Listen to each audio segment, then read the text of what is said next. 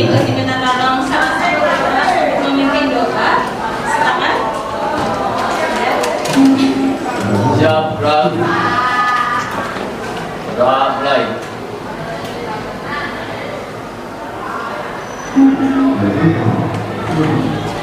Doa selesai.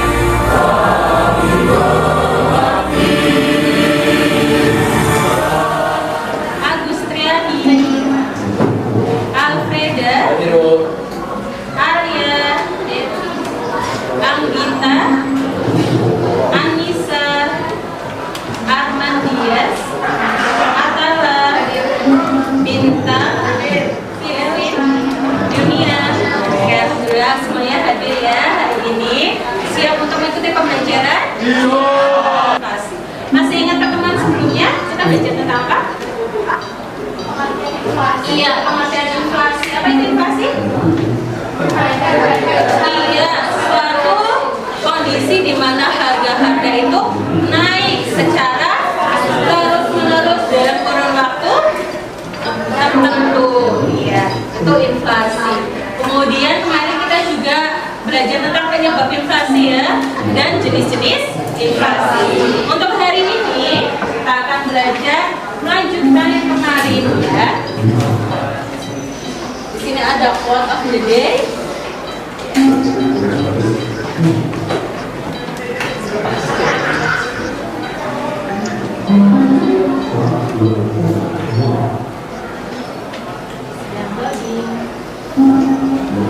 Ya, quote of the day kita hari ini adalah manjada wajada, yang artinya siapa yang bersungguh-sungguh dia akan berhasil. Kemudian yang kedua adalah mansobara safiro, siapa yang bersabar dia akan beruntung. Yang ketiga man dara yakshur, di mana itu siapa yang menanam dia juga akan yang menuai apa yang dia tanam. Jadi ketika kalian melakukan suatu kebaikan, pasti kebaikan itu juga akan kembali ke diri kalian. Ketika kalian akan bersabar, ya, kalian pasti akan beruntung. Tidak hanya beruntung di dunia saja, tapi kalian juga akan beruntung di akhirat. Oke, tujuan pembelajaran hari ini ada 3 ya. Yang pertama, kita akan memecahkan suatu masalah. Siapa di kelas ini yang tidak punya masalah? Oke, semuanya punya masalah ya? Jadi berarti nanti akan memberikan satu masalah lagi, yaitu tentang perhitungan inflasi. Tenang, nanti masalahnya akan ada solusinya ya. Yang kedua, menganalisis dampak. Setelah tahu cara menghitung laju inflasi, kalian akan menganalisis apa saja sih dampak terjadinya inflasi. Yang ketiga, kalian akan menguraikan. Setelah tahu dampaknya, kalian akan cari solusinya. Ingat, ketika kita bertemu suatu masalah, ya kan? Oke, mari kita simpulkan bareng-bareng dari 3 gambar itu di tahun 98, 2005, dan 2013. Sama-sama uang Rp100.000. Tapi hasil dari Rp100.000 itu ketika dibelanjakan jumlahnya sama atau beda? Beda. Itu menunjukkan adanya inflasi, kenaikan harga. Paham sampai sini? Nah, itu bayangan terjadi inflasi seperti itu. Jadi ada penurunan nilai uang sama-sama Rp100.000 nih. Tapi ternyata ketika dibelanjakan itu tidak sama dan ditakutkan karena harga barangnya semakin tinggi. Oke, untuk menghitung laju inflasi berarti hanya menyampaikan sedikit saja. Nanti kalian akan mengeksplor sendiri di LKPD yang sudah ready share di GCR ya. Cara menghitung laju inflasi yaitu LKT atau indeks harga konsumen. P itu tahun yang dicari dikurangi IHK-1 atau indeks harga konsumen tahun sebelumnya dibagi dengan IHKT tahun sebelumnya dikali 100%. Nanti latihan soalnya sudah ada di GCR. Lagi.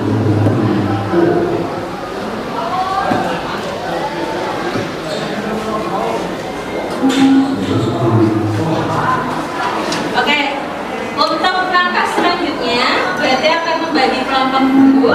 Ini sudah ada 6 kelompok ya. Tadi sudah dibagi kelompoknya. Silakan kalian diskusi. Untuk langkah selanjutnya berarti akan membagi kelompok dulu. Ini sudah ada 6 kelompok ya. Tadi sudah dibagi kelompoknya. Silakan kalian diskusikan apa yang ada di LKPD mengenai inflasi. Nanti laporannya ditulis di kertas OPS yang sudah dibagikan.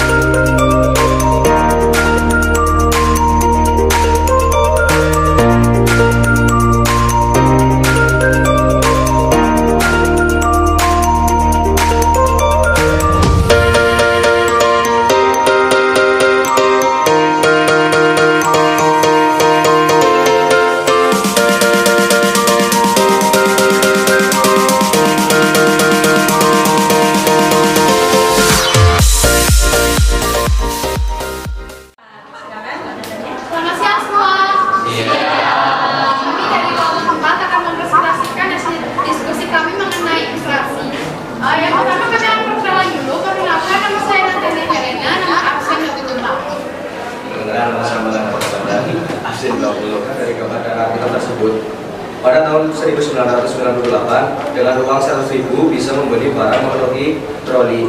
Dari tahun 2005 dengan uang 100.000 hanya bisa membeli barang yang barang setengah troli, dan di tahun 2013 dengan pecahan uang yang sama hanya bisa membeli beberapa barang saja. Ini menunjukkan bahwa terjadi inflasi dari tahun ke tahun yang mempengaruhi daya beli masyarakat.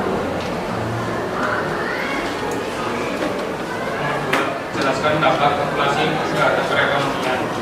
1. Lambatnya pertumbuhan ekonomi negara. 2. Masyarakat yang berpenghasilan rendah tidak dapat menjangkau harga barang karena harga barang mengalami kenaikan. 3. Jika terdapat kebijakan untuk mengurangi inflasi, maka akan terjadi pengangguran karena pemerintah berusaha untuk menekan harga. 4. Masyarakat akan cenderung untuk menyimpan barang dari pada uang. 5. Nilai mata uang turun. Ya, pertanyaan selanjutnya. Jelaskan dampak inflasi terhadap penghasilan masyarakat. Dalam masa inflasi, nilai harga tetap mengalami kenaikan. Harga bumi kenaikan inflasi. Pendapatan penduduk berpenghasilan tidak sesuai Dengan hasil yang sudah kalian kerjakan ya.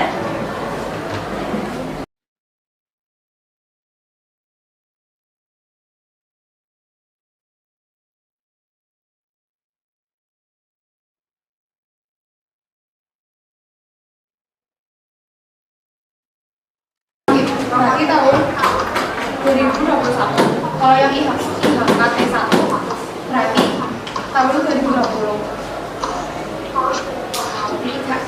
IHK tahun 2021 kan 160,50. Kalau IHK tahun 2020 120,50. Berarti 160 dikurang 50. 160,50 dikurang 120,50 dibagi 120,50 dikali 100. Jadi hasilnya 33,19%. Jadi kesimpulannya, laju inflasi di tahun 2021 sebesar 33,19%. Oke, selanjutnya.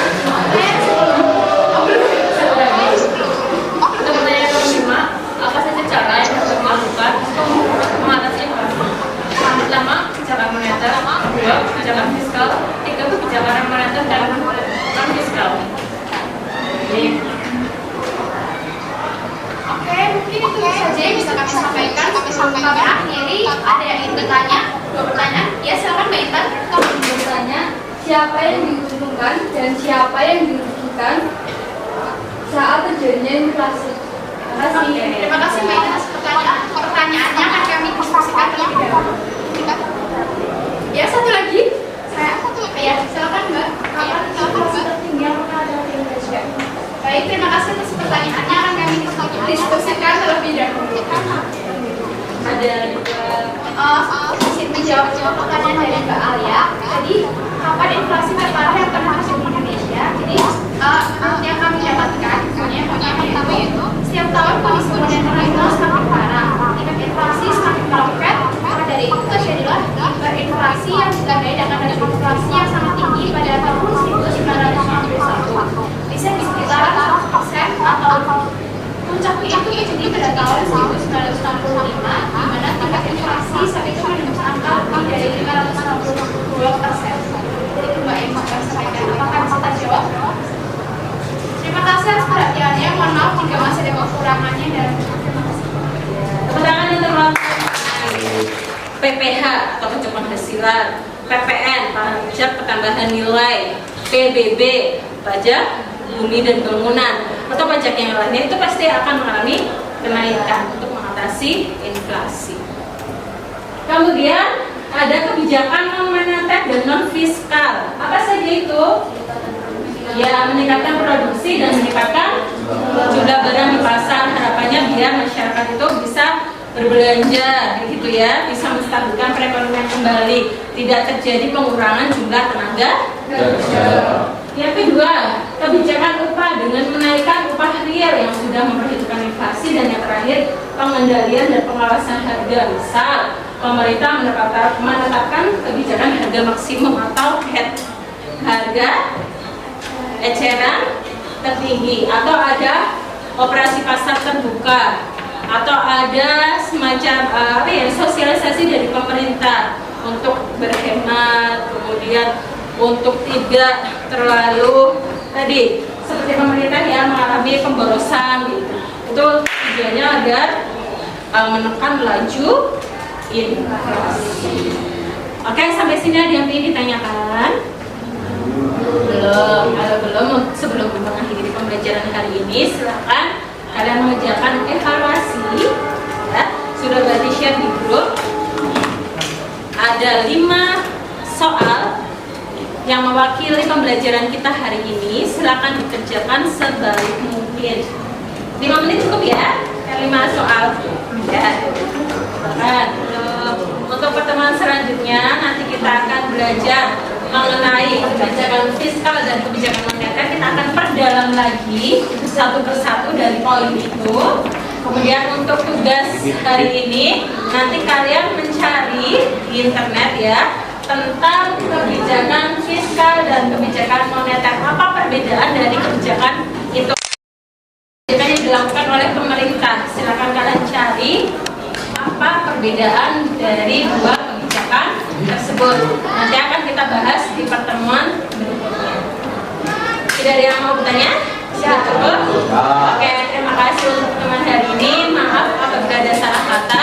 Wassalamualaikum warahmatullahi wabarakatuh. Waalaikumsalam warahmatullahi wabarakatuh. Terima kasih Bu.